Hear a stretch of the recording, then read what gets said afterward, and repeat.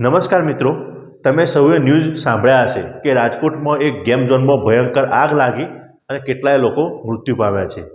તો એના વિશે થોડી માહિતી આપું કે રાજકોટમાં જે આગ લાગી એમાં અત્યાર સુધીમાં 24 લોકોના મૃત્યુ થયા છે અને બીજા લોકોની હજી શોધખોળ અંદર ચાલુ છે. બરાબર.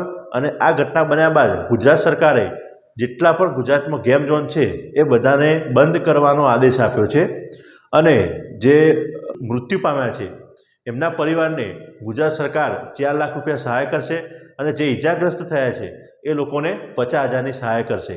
આવું ગુજરાત સરકારે બહાર પાડ્યું છે. બરાબર. તો જે લોકો આ દુર્ઘટનામાં મૃત્યુ પામ્યા છે એ લોકોને દિલથી ભાવભીની શ્રદ્ધાંજલિ. ભગવાન ભોળિયોનાથ એમના આત્માને શાંતિ આપે. તમે પણ આપણે સૌ ભેગા મળી અને કોમેન્ટમાં એ દરેકના આત્માને શાંતિ મળે એના માટે ઓમ શાંતિ જરૂરથી લખજો. જય હિન્દ.